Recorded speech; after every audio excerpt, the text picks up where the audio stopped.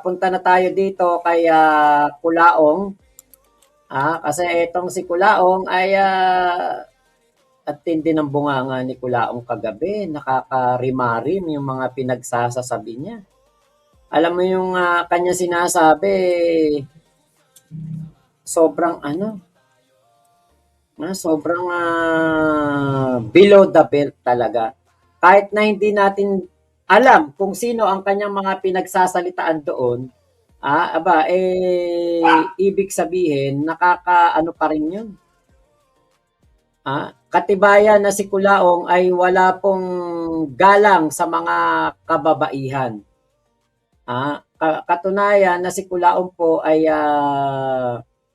wala po talagang paggalang at wala pong kahit anuman lang na respeto sa kahit sinong babae. Sarili lamang niya ang kanyang iniisip at yun yung tunay, yun yung tunay. Talagang si Kulaong ay wala pong puso. Yun ang pinakamadaling word na masasabi. Si Kulaong ay walang puso. Ito yung ayan, ito yung kanyang sinasabi sa isang live niya. Ako nung nakita ko to, parang sabi ko nakakatakot. Nakakatakot na po si Kulaong. Kasi nga po, etong si Kulaong ay medyo, ewan ko, parang tingin ko sa kanya, parang may sakit eh. Parang ganun yung tingin ko sa kanya, parang may sakit siya. Nasan ba yun? Eto.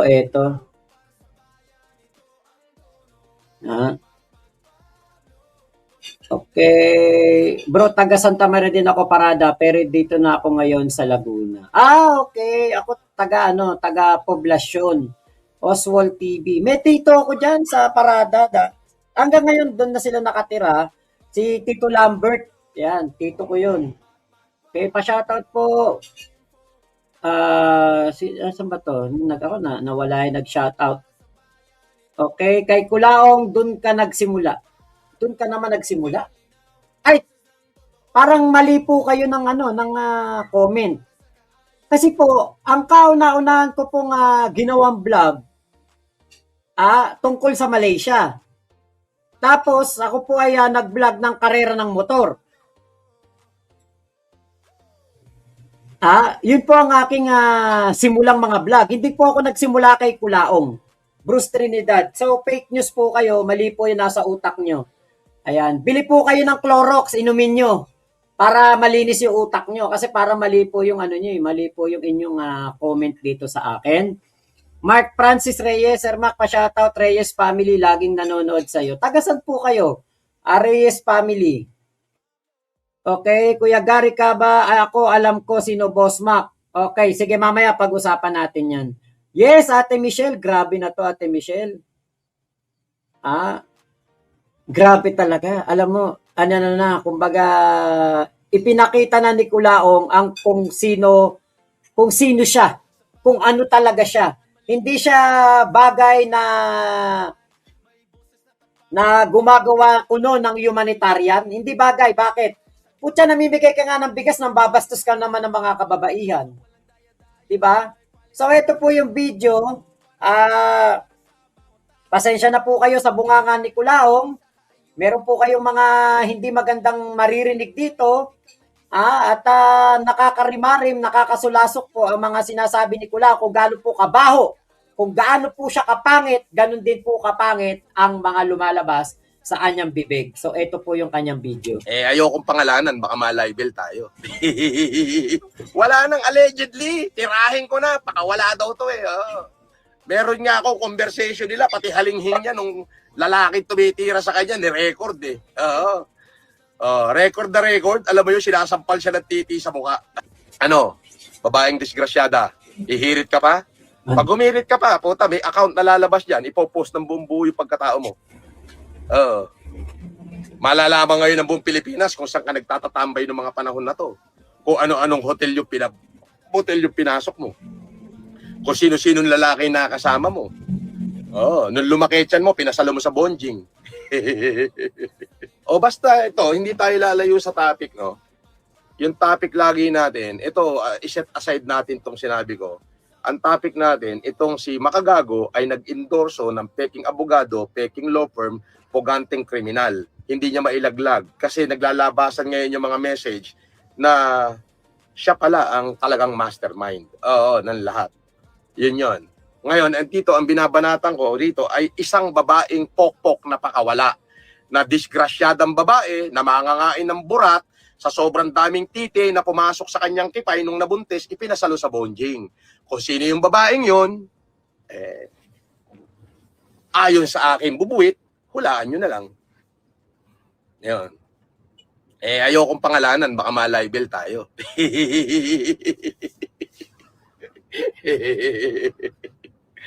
Abay, napakarami yung sinabi sa akin masama.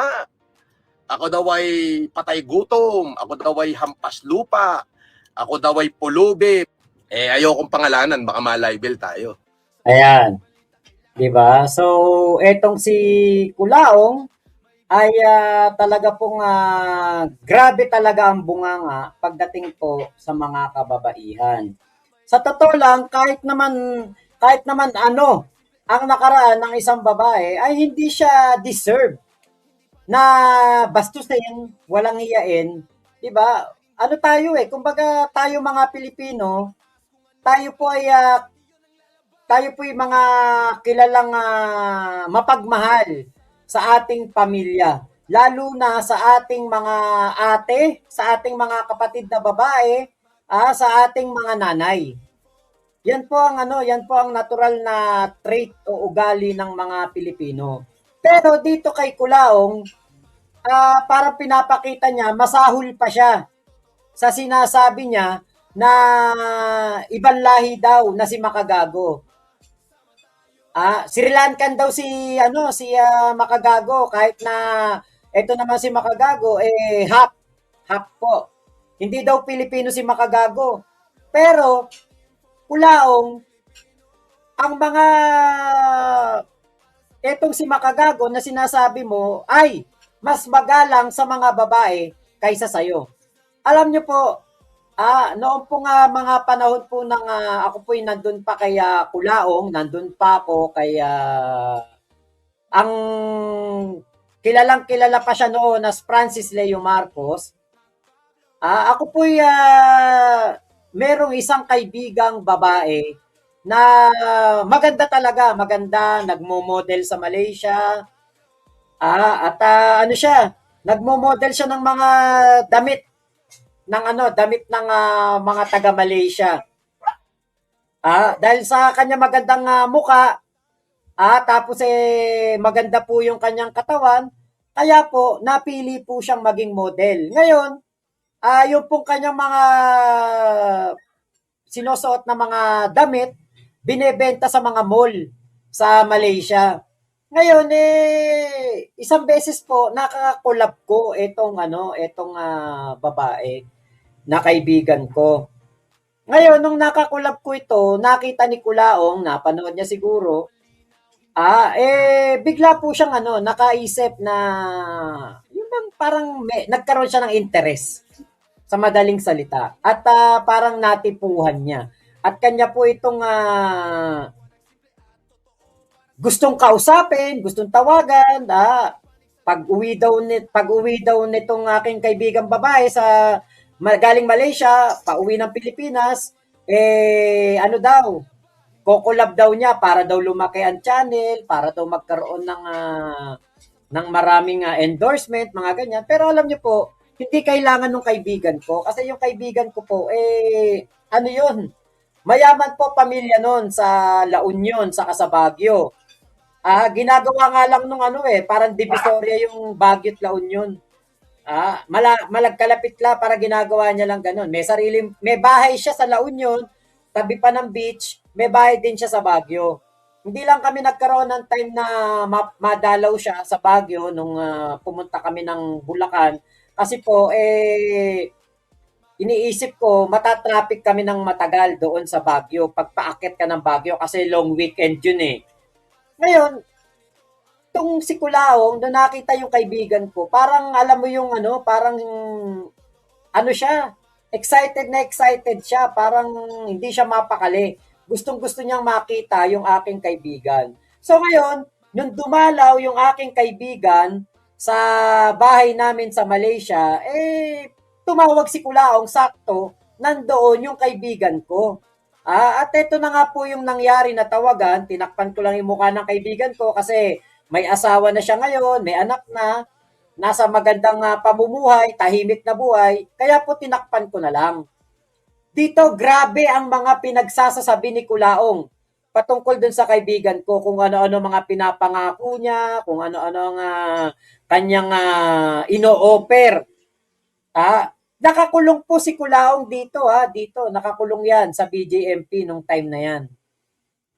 Makikita diyan na siya ay nakadamit ng BJMP. So etong si Kulaong may pagkamanyakol talaga. Basta makakita siya ng magandang babae, para siyang nagigiyang. Ngayon, dito sa kanya mga pinagsasalitaan, dito sa kanya mga sinasabi, na babae daw po, na disgrasyada. Teka Kulaong, parang nakalimutan mo, kinukwento mo sa amin na ang nanay mo ay nagkaroon ng anak kay Pacifico Marcos.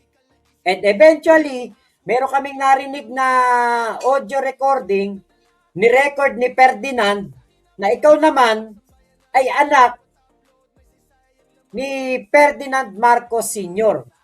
Ang nag-record nung tawagan si Ferdinand. At sinasabi mo doon sa video na ang iyong tatay ay walang iba kung hindi si Ferdinand Marcos Sr. Eto yon, dito yon. Yung kapatid. Sino mo, kapatid mo? Anak ako ni Ferdinand Marcos Senior. Senior. Kay Doña Remedios Carino Antonio. Di ba? Sinasabi mo dito, anak ka ni Ferdinand Marcos Sr. Kay Remedios. Remedios Carino Antonio. So yun bang sinasabi mo na babae na sumubo ng iba't ibang edits, disgrasyada, na anak ka ng ibang lalaki, tapos ipinasagot sa isang bonjing ay yung nanay mo? Yung nanay mo na si Remedios, na sinasabi mo pa, o kinukwento mo pa, na etong si Nanang Remy, kinukwento mismo ni Nanang Remy. Narinig ko to doon sa FLM for Filipinos YouTube channel noon. Ang kinukwento ni Nanang Remy, nagkatitigan daw sila, nakasakay daw sa magandang kotse, itong si Pacifico Marcos, nagkatitigan sila, and then, doon na nagsimula ang kanilang love story at sumama siya kay Pacifico Marcos. So, sino ba talaga? Si Pacifico o si Ferdinand Marcos Sr.? Di ibig sabihin, kung totoo yung kwento mo, kung totoo yung kwento mo, ibig sabihin yan, meron pala talagang nangyari na matatawag nating parang kalandian talaga. Di ba? Between nanay mo at dito sa sinasabi mo mga tatay mo. Tapos ang sumagot ay yung tatay mong si Gilbert. Kasi yun yung parang sumasalamin sa sinasabi mo. Diba? Yun ang yun ang aking intindi. Kasi sabi mo, sumubo na iba't ibang tite. Nanay mo ganun, diba? Iba-iba ka mong babae, iba-iba ka mong lalaki.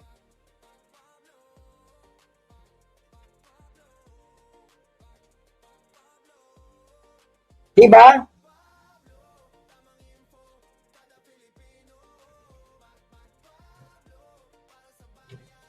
So yung maruming babaeng sinasabi mo, nanay mo pala. Kasi sabi mo, anak ka ni Ferdinand Marcos Sr. Di natira pala ng dating Pangulo yung nanay mo. Tapos sabi mo, si Pacifico Marcos, daddy mo. Tapos pinasagot kay Gilbert Mangusin. At yung tatay mo yung bonjing.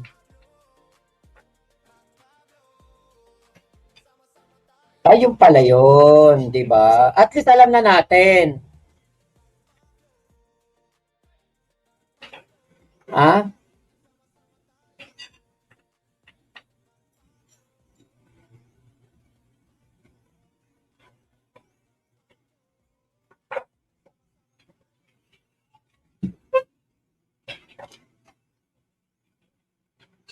Yung pala, ibig sabihin nitong si Kulaong, yung nanay niya pala yung pinagsasabihan niya doon. Hindi kung sino mang babae. Diba? Yun ang ano lang natin doon.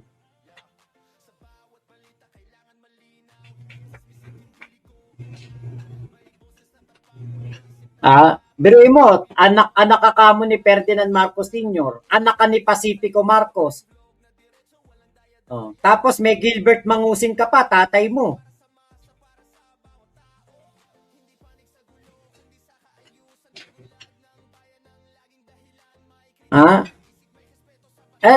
Kaya na mahirap kapag sinungaling, ang daming kwento. Yan ang mahirap kapag sinungaling o gumagawa ng kwento. 'Di ba?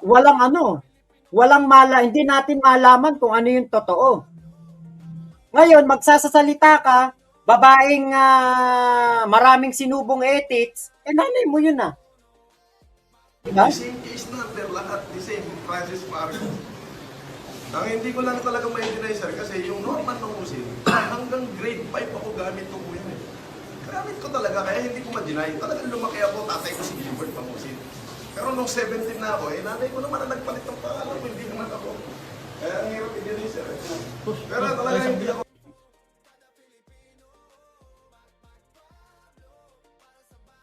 Diba? Tatay mo, Gilbert Mangusin. So, sino yung maruming babae?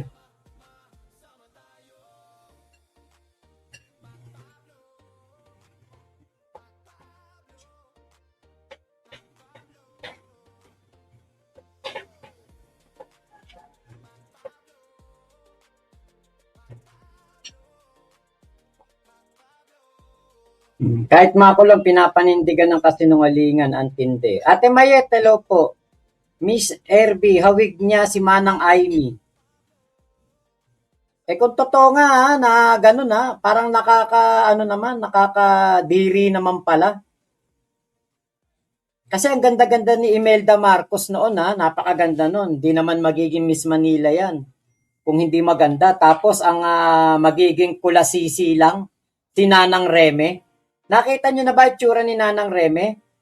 Tayo hindi natin siya dinadamay, hindi tayo nanlalait. Nililiwanag lang natin kay Kulaong kung sino ba yung sinasabihan niyang maruming babae.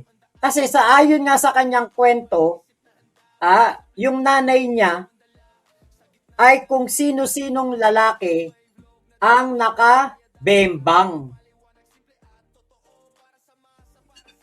Diba? Eto. Ayan si Nanang Remy. Ito naman ang ating First Lady Imelda Marcos at si PBBM kasi sabi niya, anak siya ni Ferdinand Marcos Sr. Ang naging resultang anak, si Kulaong. Ayan, Kulaong, Nanang Reme. Diba? Ngayon po, kung ikaw kasi mapupunta sa FB page ng May Bahay ni MG, at dito kay MG, kay Makagago, at doon sa kapatid ni isa sa mga Lopez na lang pala. dito sa FB page ni Reality Quest Beron, marami kang makikita dito na mga mga posts, anti-kulaong posts. Marami. Ayan, katulad niyan, kulaong outfit almost. Hindi, pero mas matindi yung forma nito, naka-on cloud 2 eh. Naka-Rolex, naka-Fred Perry.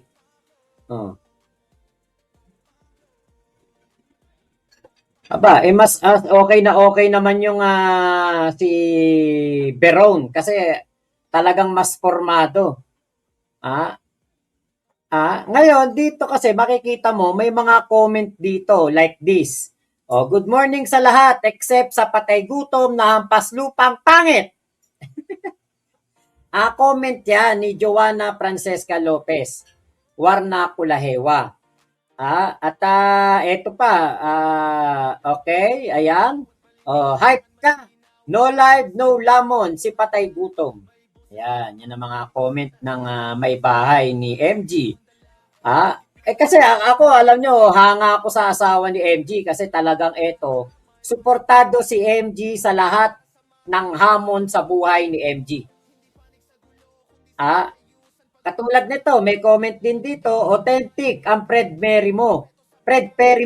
Wala yan kay Norman, puro fake. Patay gutom na hampas lupa eh. So makikita mo dito si Beron talagang may kaya, talagang nasa opisina, maayos ang forma talagang may dating. Tapos dito sa isang comment, tinawag na unggoy. May comment diyan, unggoy talaga. Tapos ito si Kulaong. Ngayon dito sa mga salita ni Kulaong, 'di ba ayaw niyang pangalanan? Diyan na tayo ngayon papasok, Kuya Gary Caba, dun sa iyong comment na baka ang sinasabihan ni Kulaong ay yung asawa ni MG. Tayo mga netizen kasi, may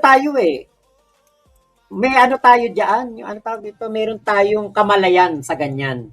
At lalo na ang magkalaban naman talaga si MG at si Kulaong, kasi si Kulaong wala siyang maibabato kay MG. Wala. Malinis ang record ni MG, hindi ito nasangkot sa kahit anuman lang na kasong human trafficking, anti-alias, estapa, wala siyang ganyang kaso. So ngayon, ang pambanat o ang pangtabla nitong si Kulaong sa pagsasalita ay gagamitin niya ganun yun yung kumbaga parang wala ka makitang kasiraan ng tao, ang gagamitin mo yung mga mahal niya sa buhay. Yan ang kanyang bibirahin. Kung maalala po ninyo, nitong mga nakaraang panahon, sinabi ni Kulaong, pag-uuntugin daw niya, pagsasampalin daw niya, etong pamilya ng in-laws ni MG. Sinabi niya yan ilang beses. Ilang beses niyang binanggit yan, pagsasampalin daw niya ang mga in-laws ni MG. Ngayon, syempre, magkalaban lang naman talaga si Makagago at si Kulaong, kaya lang si Kulaong nandadamay na ng pamilya. Ultimo nga bunsong anak ni MG, di ba? Yung anak nila talagang dinadamay, pina-angry react. Kaya po, itong si Kulaong, kaya niya ginagamit yung mga ganyang word, kaya siya nagsasalita ng mga ganyang mga salita, kasi nga, wala siyang panlaban kay MG. Ngayon, alam naman natin na hindi totoo yan. Yung mga pinagsasabi ni Kulaong, strategy yan para mapikon niya si MG. Para masira niya si MG. Diba? Pero alam nyo tayo, nabubuhay na tayo dito sa 2026. Napaka-liberated na po ng ating pamumuhay ngayon. Hindi na po tayo panahon ni Maria Clara At ni ano ba 'yon? Pangalan nun sa ano? Noli Me Tangere. Si Simeon Ibarra. Hindi na po tayo namubuhay diyan. Ako nakailang asawa na ako. 4 na asawa. So hindi na ako second hand, hindi na ako third hand. Pang fourth hand na ako. Kumbaga sa kotse, laspag na. Pero, 'di ba? Darating ang panahon na mayroong tao na tatanggap sa iyo at mamahalin ka kahit sino ka pa. At 'yun yung asawa ko ngayon. Kahit na pang fourth hand niya na ako nakuha, tanggap niya ako. Ganun po ang ano natin ngayon. Hindi na may importante yung dati yung mga kung ano yung katayuan ng babae sa lipunan o pagkatao. Hindi na po importante yun. Wala pong ano yun. Wala pong ano na ngayon yan. Kahit nga sa mga sikat na artista, sikat na personalidad, mga politiko, basta nagka-inlaban, nagmahalan, baliwala yung mga nakaraan na yan. Kaya ang ginamit ni Kulaong, yung strategy na sirain kung sino man, yung kanya sinasabing babae sa kanya istorya, yun ang kanyang ginagamit ngayon para pambanat kay makagago. Alam naman natin yun, hindi na natin kailangang i-elaborate pa. Alam naman natin na talaga ang binabanatan ni Kulaong, di ba, ay kung sino yung babaeng nakapaligid ngayon kay MG. Hindi natin alam kasi hindi naman pinangalanan eh. Hindi natin alam kung sino. Pero kung sino man yun, alam natin na yung mga pinagsasabi ni Kulaong, hindi totoo. Malabong katotohanan yan. Malabong totoo yan. Style lang ni Kulaong yan. Bakit? Ang reputasyon po ni Kulaong, simula pa noong panahon ng pandemya, bago pa yan pumasok o dumating noong panahon ng pandemya, talagang yan po ay Kulaong na talaga. Talagang ano po yan, yun yung walang ya talaga, walang ya talaga yan. Wala pong galang sa mga babae yan. Wala pong galang sa mga kababaihan yan. Ultimo nga yung kanyang naging asawa na si Mayu, ewan nga natin kung totoong naging asawa niya yun. Kung ano-ano din ang kanya sinabi. Kung ano-ano din ang kanya mga pinagsasalita. Puro din na kawalang hiyaan ang kanyang mga pinagsasabi. Sa ano yun nakasama niya yun, naging ano pa niya yun.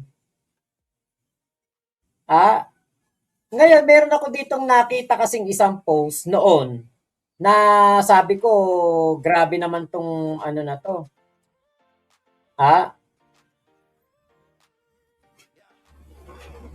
Eto yun.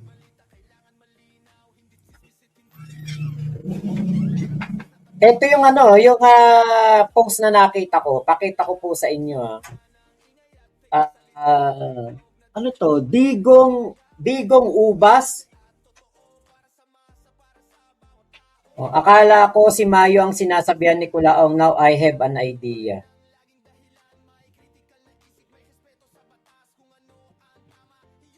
Ito po yung post diyan basahin ko po. Sabi po diyan, teka. Nawala. Napindot ko. Ayan. Sabi diyan, ang baho pa naman ng pustiso mo. Ayan. Wag mo lokohin, Mayu Murakami. Alam ko akong mahal mo kaya hindi na ako nagpabayad sa iba nating check-in sa Richmond, di ba? Mayu, kinakaya mo si Francis kasi alam mong niloloko nyo lang, Boss Bernard. Ngayon ka lang nagkaroon sasakyan, mga sindikato. Bernard, boss, sasabihin ko lahat ng baho ni FM Francis Marcos. Ito, hindi natin alam kung naging ano to ni Kulaong, pero ito kasing post na ito, nung nakita ko po, ang ano po dito, ang sinasabi dito, parang itong babae ay naging jowa din ni Kulaong. At sabi nga dito, alam ko akong mahal mo kaya hindi na ako nagpabayad sa iba nating check-in sa Richmond. Richmond Hotel ba yun? Hindi ko alam kung saan, kung ano yun, kung Richmond Hotel o kung Richmond Resort. Hindi na daw nagpabayad kay Kulaong. So yun, yung punto doon, netong si Kulaong, talaga pong wala itong galang sa mga kababaihan. Maaaring baka asawa niya na si Mayu, meron pa siyang ibang jowa. Ganon. Kaya yung kanyang mga pinagsasasabi dito sa kanyang comment o kanyang video, at pinagsasalitaan niya yung isang babae daw na disgrasyada, mas bumabagay sa nanay niya. Kung totoo ang kwento niya patungkol sa nanay niya. Kasi nga, ang sabi niya, anak siya ni Ferdinand Marcos Sr., kapatid daw niya si Bongbong Marcos. Ito po ulit yung video. Yung prinsesa ng Cordillera. Bakit mo sa Yung kapatid. si Momo kapatid mo? Anak ako ni Ferdinand Marcos Senior. Sr. Kay Doña Remedios Carino Antonio. Yung prinsesa ng Cordillera. Bakit mo sa Ako meron ng birth certificate kasi Ibig sabihin sa pirma lang siya. Pero sa biological father, si Ferdinand Marcos si Ferdinand Marcos. kaya pumakoy ang tatay no. Kaya ganyan. Ayan. Di ba? Di kung yung kanyang mga word, yung kanyang mga salita na mga pinagsasasabi niya, etong kanyang sinasabi, hindi ibang babae. Kung hindi, ang nanay niya. Yun ang aking hula dito o ang aking opinion dito. Ayokong pangalanan, baka ma-libel tayo. Wala nang allegedly. Tirahin ko na, baka wala daw to Meron nga ako conversation nila, pati halinghing niya nung lalaki tumitira sa kanya, ni-record record na record. Alam mo yun, sinasampal siya ng titi sa mukha. Ano? Babaeng disgrasyada. Ihirit ka pa? Pag humirit ka pa, puta, may account na lalabas dyan, ipopost ng buong buo yung pagkatao mo. Malalaman ngayon ng buong Pilipinas kung saan ka nagtatatambay ng mga panahon na to. Kung ano-anong hotel yung pinasok mo. Kung sino-sinong lalaki na kasama mo. Nung lumaki tiyan mo, pinasalo mo sa bonjing. Ayun. Diba? Hindi ibang babae yun. Nanay niya yun. Kasi yun ang gawain ng nanay niya. Riza Franco, di ba asawa ni Mighty Manong? Di ko po alam eh. Ate Tamura, hello po. Twin Star Sanrio. Joka, Kuya Mac, baka masapak na siya ni Boss FG dahil ayaw ni Boss FG basto sa babae. Tama po. Okay, Ate Grace Borton, hello po. Cheryl Diaz. Ate Iloy, grabing laswa. Talaga ng mga sinabi, sobrang napakabastos. Totoo po yan. Jim Javier, hello po. Ayan, Kuya Mac, tuloy-tuloy ka lang para mabigyan ng hustisya lahat ng tao na nasira buhay dahil kay Kulaong na hindorotot. Oo. Actually, di ba, pati nga yung mga scholar niya, wala na. Yung sinasabi niya, scholar, di ba, wala na. Yun ang nangyari nun. Clash Royale, libel na naman yan. Tama. Joka, Kuya Mac, shout out. Ayun. Christian Albe RTV. From Las Vegas, Nevada. Hello po. Kahit anong isuot ni Kulaong, dugyot pa rin siyang tignan. Good afternoon, Kuya Class Royale. Seryo Makarang, nalugi na ang peri dahil sa image ni Kulaong.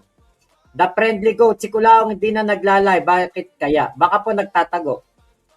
Okay, Ernesto, pakitalakay ang lalagyan ni Sara Duterte Lustay. Ano yun?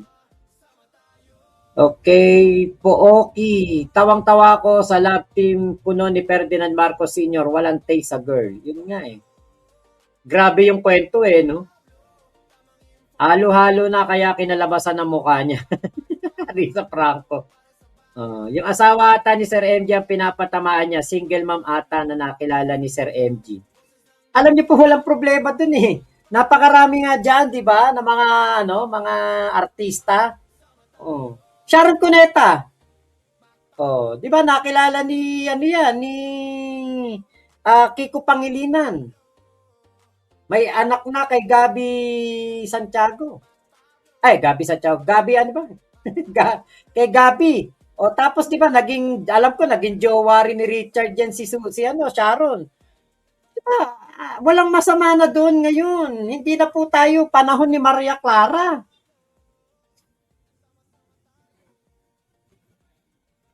Si Kulaong kasi inggit na inggit. Bakit? Walang nagmamahal na asawa eh.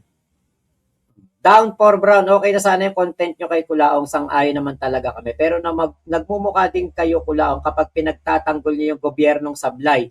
Wag naman ganun boss, obvious naman palpak BBM. Down for Brown, kung palpak pala si BBM, ba't boy ka pa? Down for Brown. Ngayon, kung ayaw mo ng topic ko kay PBBM, dahil ako'y pro BBM, huwag ka manood. Hindi naman kita pinipilit eh. Sinabihan ba kitang pumasok ka dito at manood ka sa akin? Hindi naman ah. Diba? Kung ayaw mo sa topic ko, huwag ka manood. Huwag kang pumunta dito. Ganun lang kadali yun. Huwag mong pahirapan yung sarili mo. Magko-comment ka pa ng ganyan. Nakikinood ka na nga lang eh. Palpak pala si BBM bakit buhay ka pa? Kasi kung palpak si BBM, patay na tayong lahat. Bobo.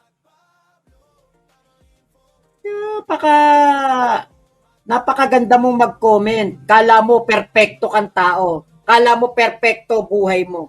Ayusin mo muna buhay mo bago mo ayusin ang iba. Bago ka magsasalita ng iba. Kupal ka pala eh. Kung ayaw mo kay BBM, lumayas ka dito sa Pilipinas. Tumira ka sa ibang bansa. Ganun lang yun. Mag-apply ka na citizenship sa ibang bansa. Huwag mong gamitin na yung Philippine passport. Ganun lang yun.